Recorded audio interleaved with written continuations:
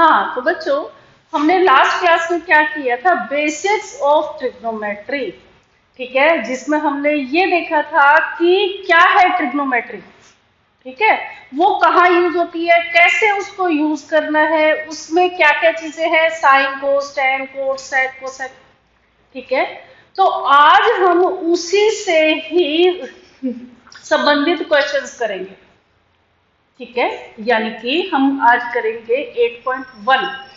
तो देखो, यहां हमारा जो है फर्स्ट क्वेश्चन है, क्या है कि एक राइट ट्राइंगल है, क्योंकि जैसे मैंने आपको कल बताया था कि जो ट्रिग्नोमेट्री है वो हमेशा राइट ट्राइंगल में ही यूज होगी।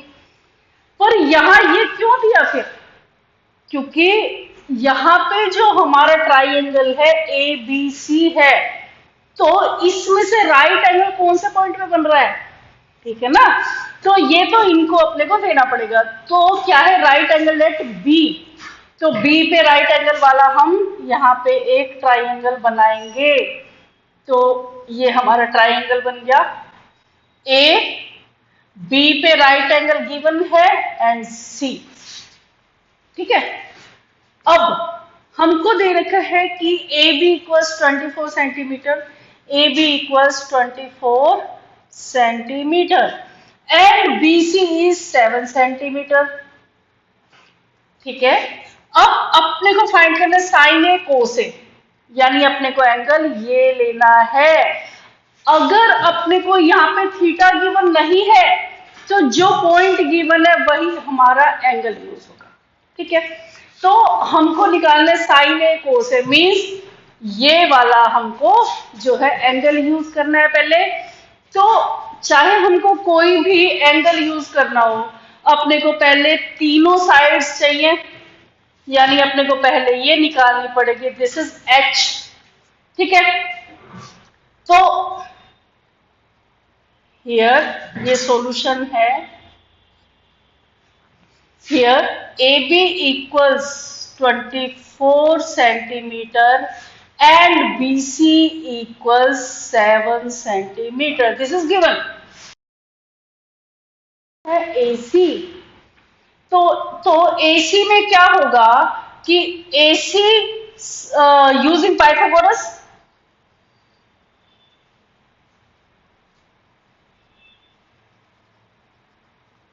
using Pythagoras theorem, AC square equals AB square plus BC square।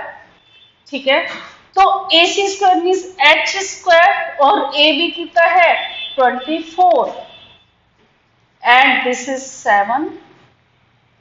H square equals, यहाँ पे बेटा इंप्लाइज लगाना जरूरी होता है। तो हमारा 24 का स्क्वायर होता है 576 and this equals 49। H square equals 6, H square equals 625 का हम रूट कर देंगे, रूट 625 इक्वल्स 25 सेंटीमीटर, यानी हमारे पास में H की वैल्यू आई 25 सेंटीमीटर। अब हमारे पास में तीनों साइड्स हो गई। अब अपने को निकालना है साइन ए कोस ए। तो साइन ए कोस ए जब निकालना है, तो मैंने जो वो बेसिक वीडियो में बताया था आपको, क्या बताया था, जहां ये एंगल है वो बेस है, वो एंगल जिस पे बन रहा है वो बेस है, यानी कि जो है ए बी बेस है।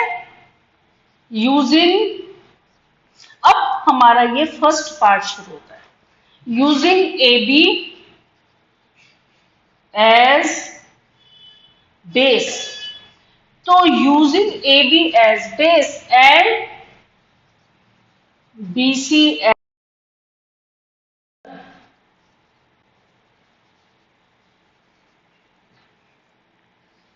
तो क्या आ जाएगा यहाँ पे, अपने पास आएगा साइन ए फाइंड करना है। साइन ए क्या होता है, P अपॉन H, हमने कल की जो क्लास में की थी ये चीज। P कितना है हमारा 7 एंड H इज फिक्स्ड यानी 25।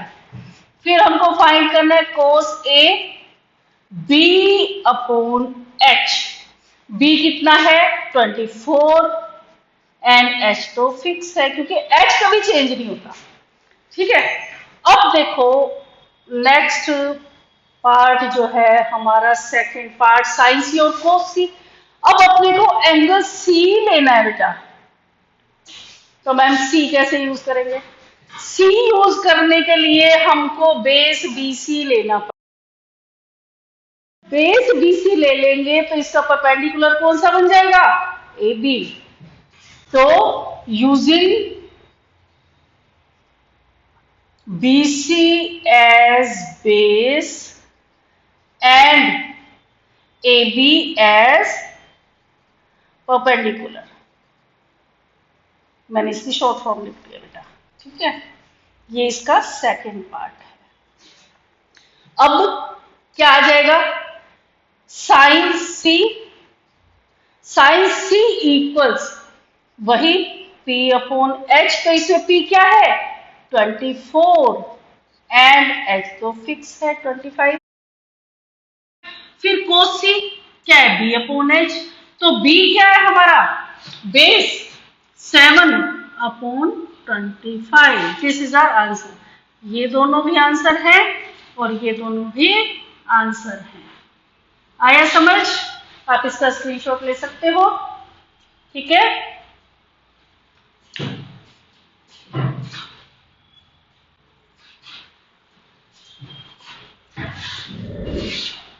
हाँ तो बच्चों ये हमारा सेकंड क्वेश्चन है। देखो ठीक है, तो सेकंड क्वेश्चन में अपने को ये वैल्यू फाइंड करनी है और ये फिगर अपने को गिवन है। ठीक है, तो tan P और cot R, जैसा मैंने आपको पहले ही बताया था कि अपने को तीनों साइड चाहिए। ठीक है ना, तो तीनों साइड चाहिए के लिए अपने को पहले ये निकालना पड़ेगा QR। तो solution here PQ equals 12 centimeter and PR equals 13 centimeter और हमको क्या फाइंड करना है QR। तो यूजिंग पाइथागोरस थ्योरम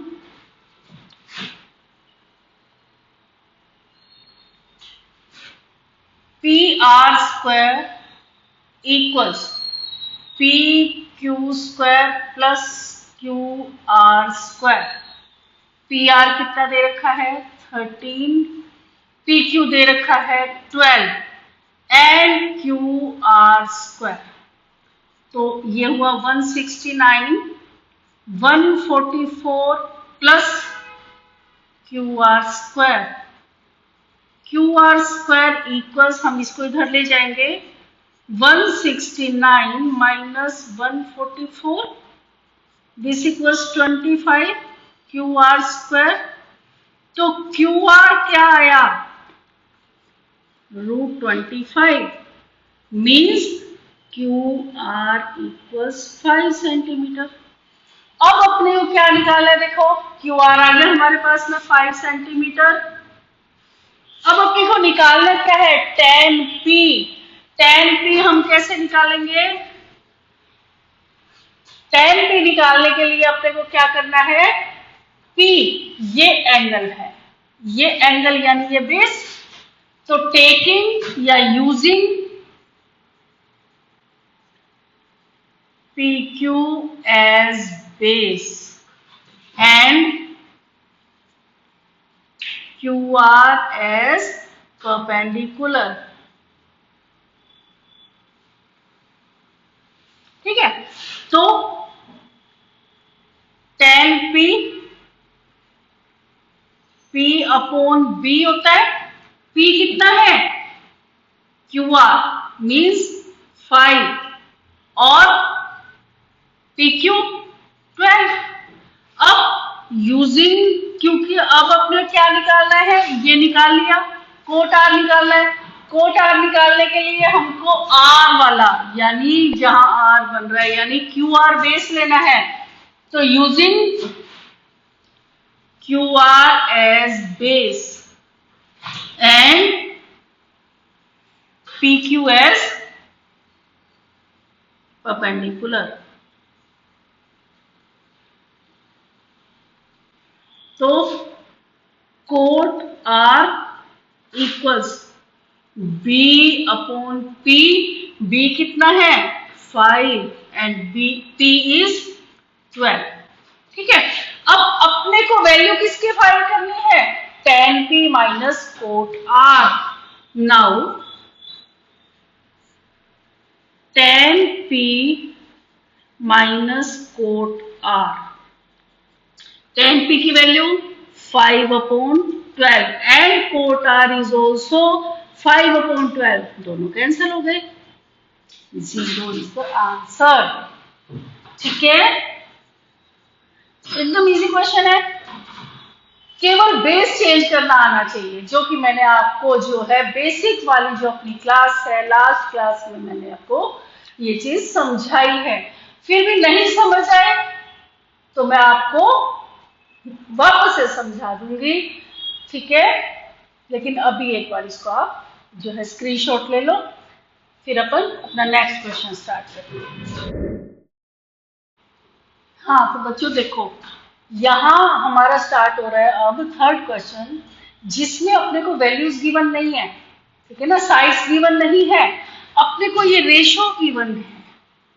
ठीक है, तो रेशो में देखो हमारा क्या है, एंगल ए है, यानी ए अपने को बेस पे लेना है. अपने को फाइंड में ए ही करना है, तो ए अपन बेस पे ले लेंगे. तो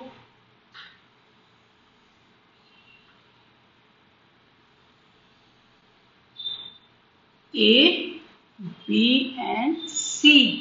अब एक चीज समझो थोड़ा सा कि अपने को साइन A गिवन है, साइन A का फॉर्मूला लिखो.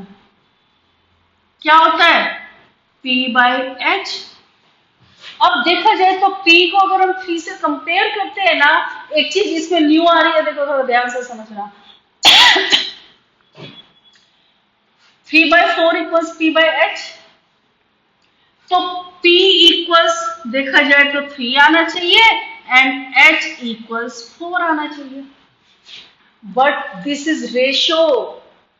रेशो में क्या होता है, अगर 1/2 है तो 2/4 का रेशो भी 1/2 होता है, 3/6 का रेशो भी 1/2 होता है, and so on.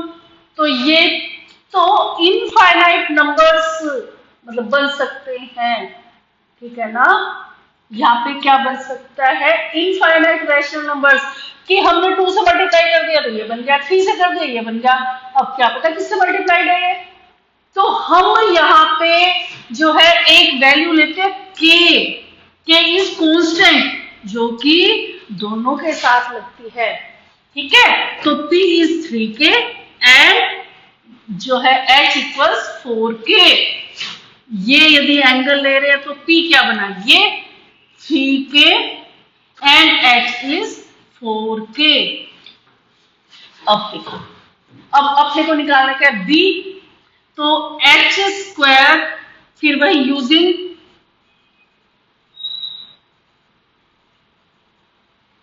Pythagoras theorem, क्या आ जाएगा. अब एक काम करते हैं, जो अपने को फाइंड करना है, देखो हमारे पास में थ्योरम क्या होती है, H square equals P square plus B square. अपने को निकालना b है, तो हम P square plus B square वाली साइड को हम लेफ्ट में लिख लेते हैं, क्या फर्क पड़ता है.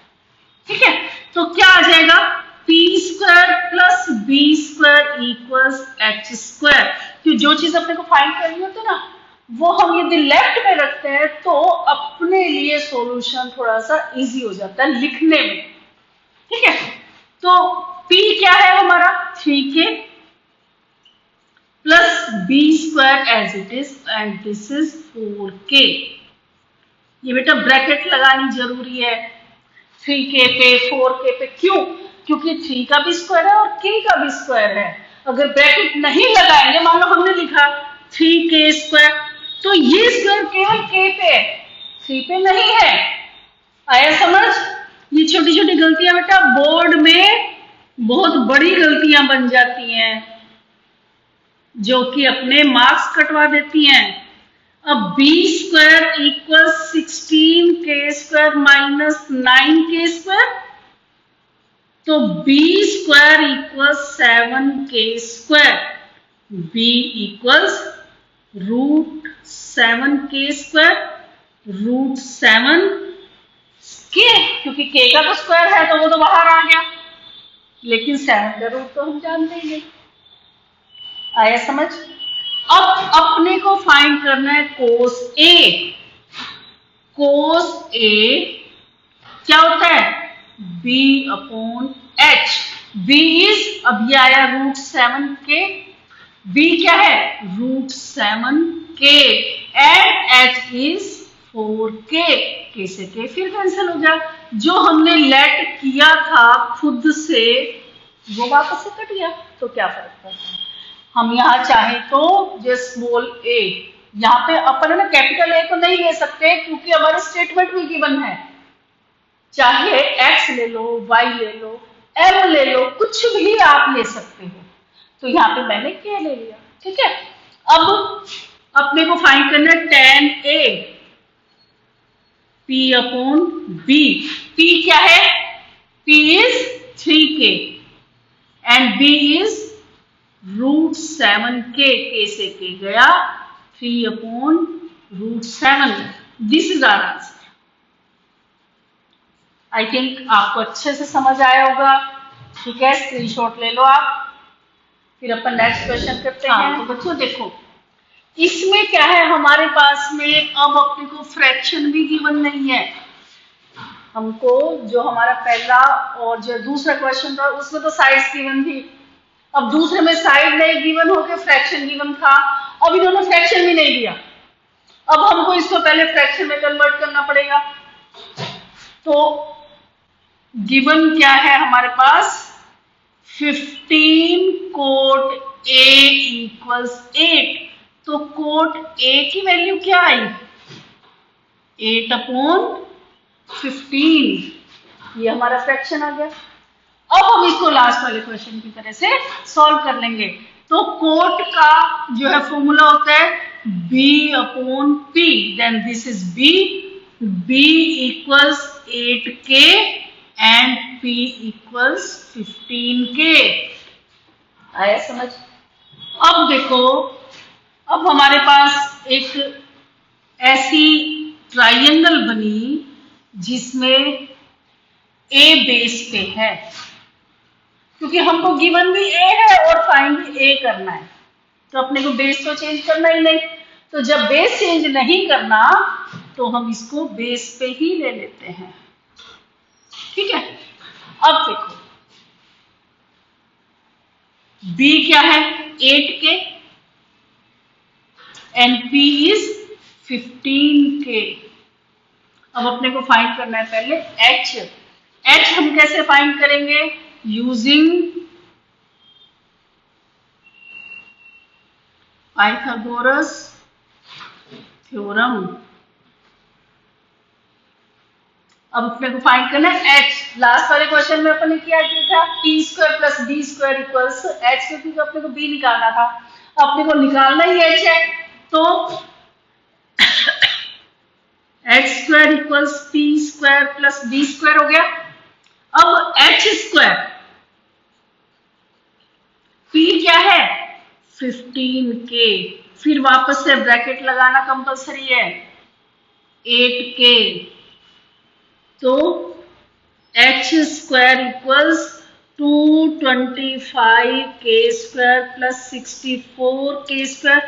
बेटा स्क्वायर एंड स्क्वायर रूट्स कम से कम भी 30 तक के अच्छे से याद होने चाहिए, नहीं तो वहां पे अपन इसका अगर बोर्ड के अंदर इसको मल्टीप्लाई करके देखेंगे ना तो टाइम की वेस्टेज है, ठीक है। तो ये आप अच्छे से लर्न करके रखो पहले से ही। h² इक्वल्स ये और ये प्लस किया, कितना आ गया? 289k²। तो h √289k², तो h क्या आया? 289 किसका स्क्वायर है? 17 का। अब मेरे को तो याद है, लेकिन आपको भी याद होना चाहिए, ठीक है ना, 30 तक तो चाहिए ही चाहिए हर हालत में। तो हमारी h की वैल्यू आई 17k। तो 17k से हमारा क्या बन जाएगा, साइन ए एंड सेक ए। कैसे निकालेंगे हम, sine A p upon h, p क्या है 15k and h equals 17k, k से k कट गया, 15 upon 17 and sec a equals h upon b। h कितना है 17k and b is 8k, k से k फिर कटा, 17 upon 8। This is our answer. आया समझ, सिंपल है ना। आप इसका स्क्रीनशॉट ले सकते हो। फिर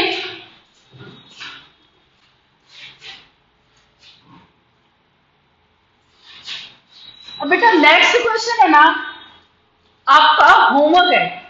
कैसे, देखो मैं आपको इसका छोटा सा ना हिंट दे देती हूँ। अपने को गिवन है sec theta equal 13/12, sec theta equal 13/12। तो सेक थीटा को हम कंपेयर करेंगे तो क्या आएगा, h अपॉन बी। h ये हो गया और b ये हो गया।